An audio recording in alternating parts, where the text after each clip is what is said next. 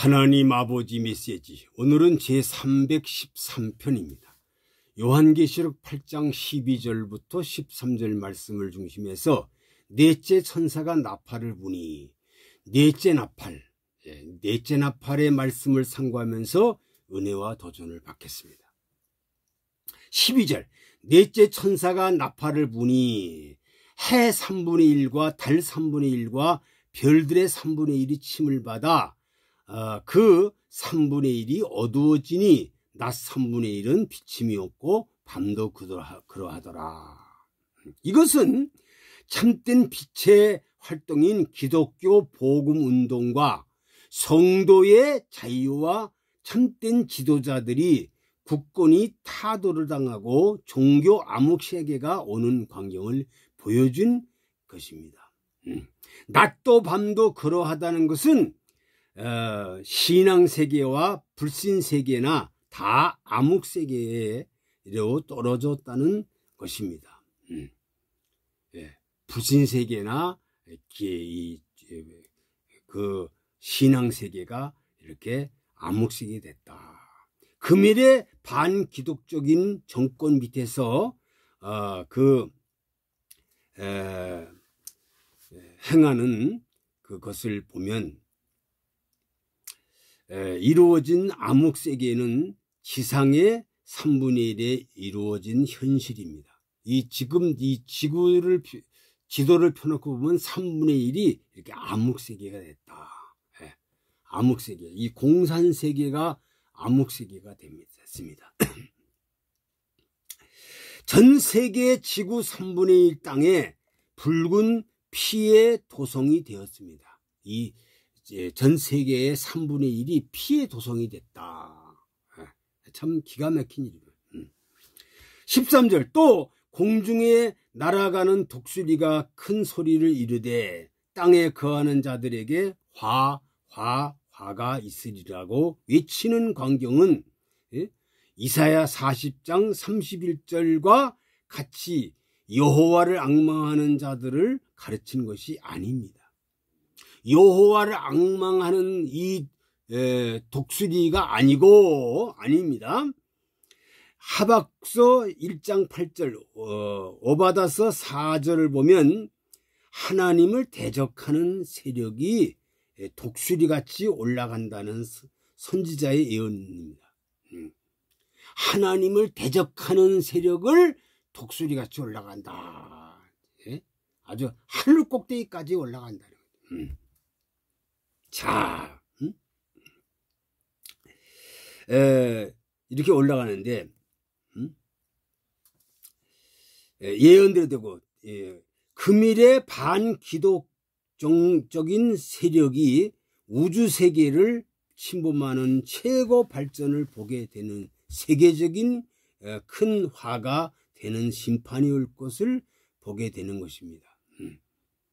그러니까 이 세계의 최고 발전을 한 것처럼 세계가 지금 하늘 꼭대기까지 올라간다. 하늘 꼭대기까지. 그러니까 하나님을 아주 무시하는, 하나님의 세계를 무시하는 이런 세력들이 강하게 일어난다. 이것이 하나님의 심판이 가까웠다는 사실입니다. 왜냐하면 하나님은 심판기에 반드시 악의 세력이 극도로 올라가게 높여가지고 이것을 떨어뜨리면서 심판을 하고 새 하늘과 새 땅이 온다는 것입니다. 하나님은 이 심판기에 반드시 악의 세력을 극도로 올라가게 높여가지고 이걸 떨어뜨린다. 최고로 악의 세력을 높인다는 거죠. 악의 세력을 높인다. 모든 선지자의 예언에 다 동일하게 보여진 예언의 말씀입니다. 모든 선지자가 다 똑같이 이렇게 예언했어요. 악의 세력이 마지막 때는 최고로 올라간다. 옛날에 바벨탑을 하늘에 올라가까지 쌓는 것처럼, 바벨탑을 쌓는 것처럼 악의 세력이 최고로 올라간다. 참 놀라운 사실이죠. 이게 예언대로 됐다는 거죠.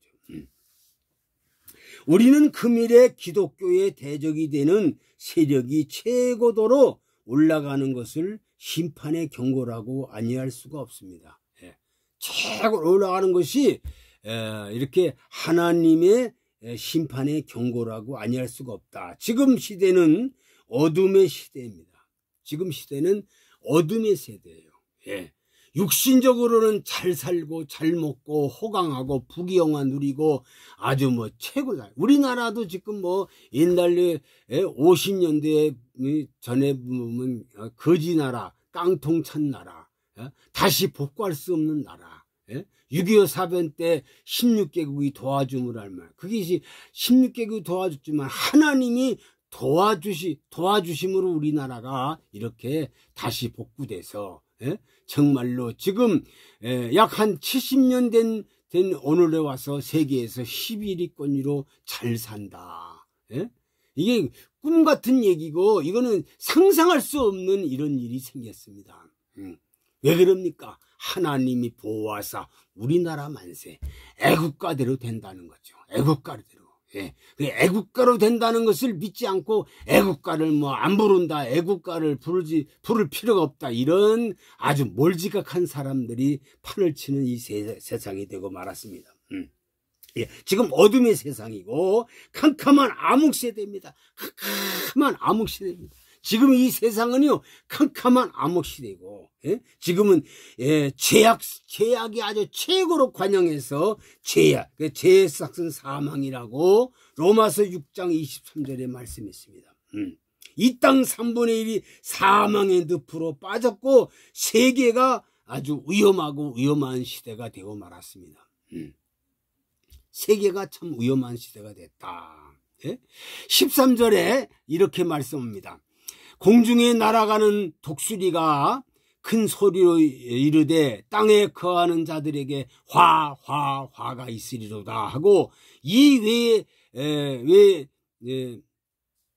외에도 화가 3번 나팔을 분다고 하셨습니다.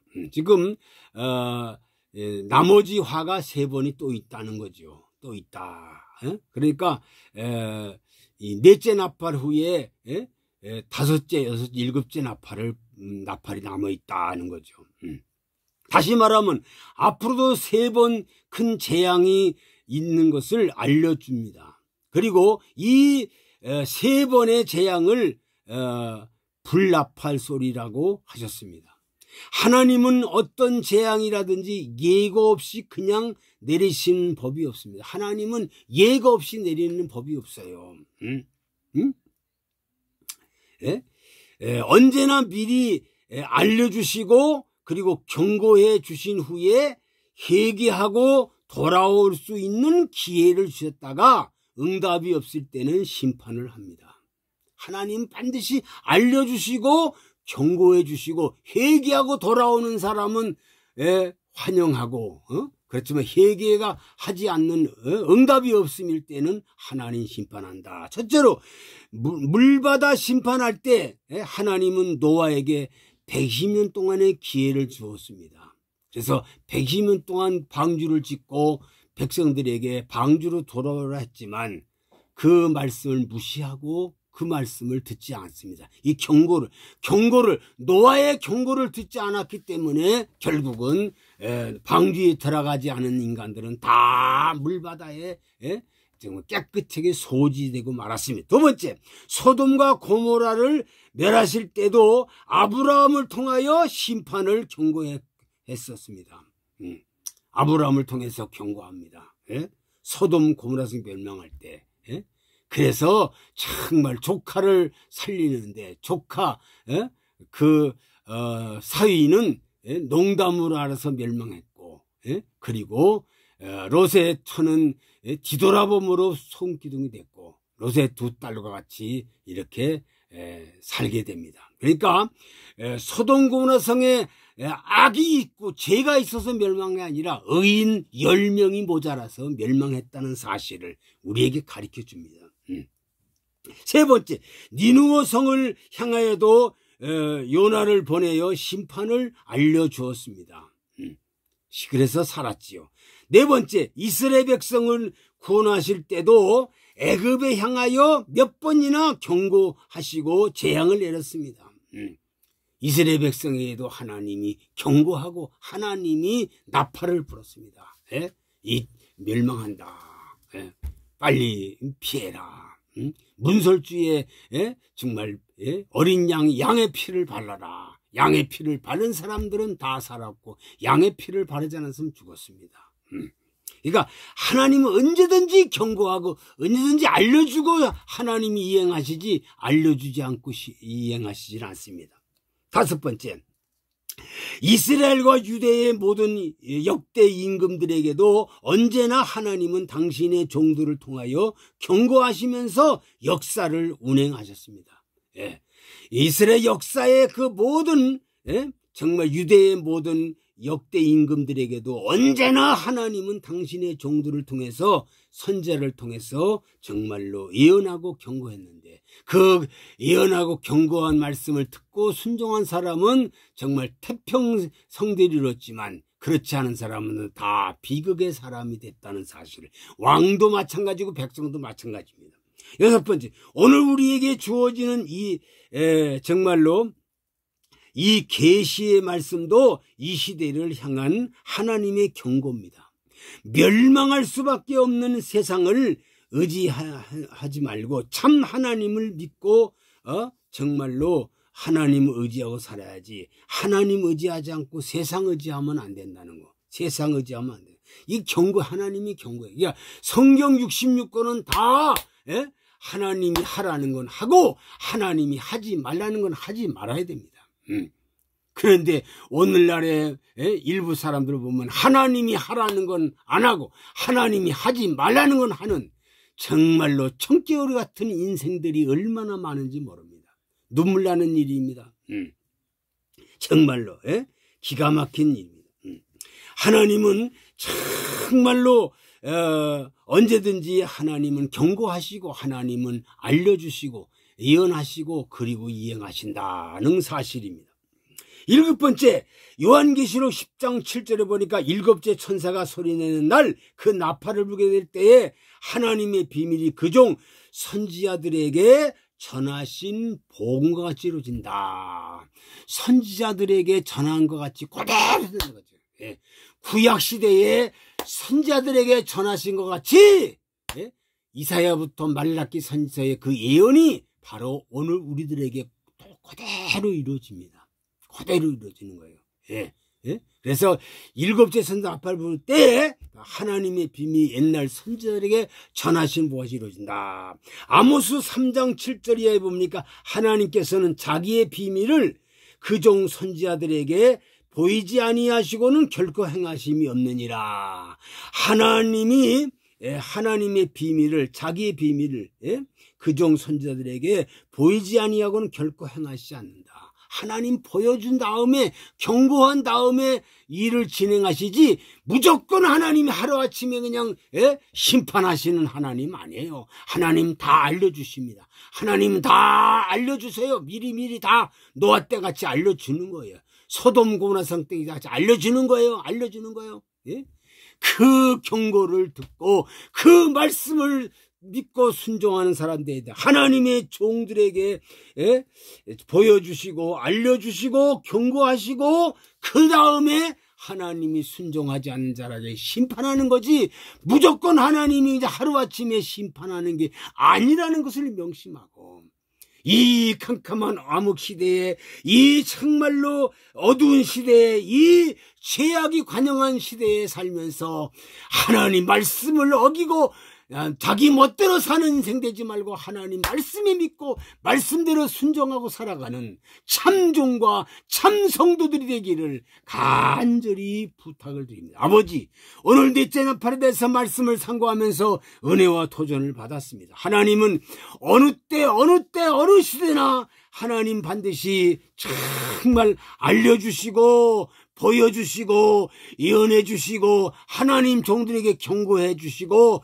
그 다음에 심판하시지. 물바다가 되는 노아 때도 노아를 통해서 120년 동안에 아버지 기회를 줬지만 하나님 방주에 들어가는 사람이 8명밖에 없었습니다.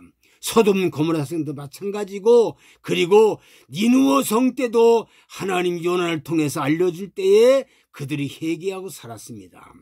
이스라엘 백성이 구원하실 때도 애굽에 향하여 몇 번이나 경고하시고 재앙을 내렸습니다. 이스라엘과 유다의 모든 아버지와 역대 임금들에게도 언제든지 하나님은 당신의 종들을 통해서 경고했다는 것.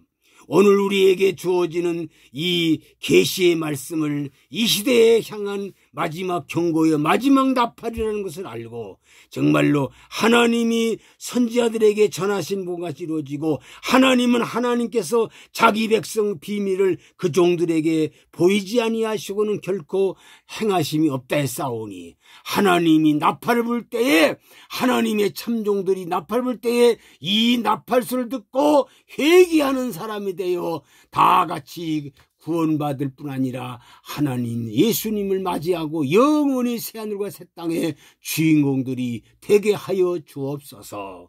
예수 그리스도의 이름으로 기도하옵나이다. 아멘.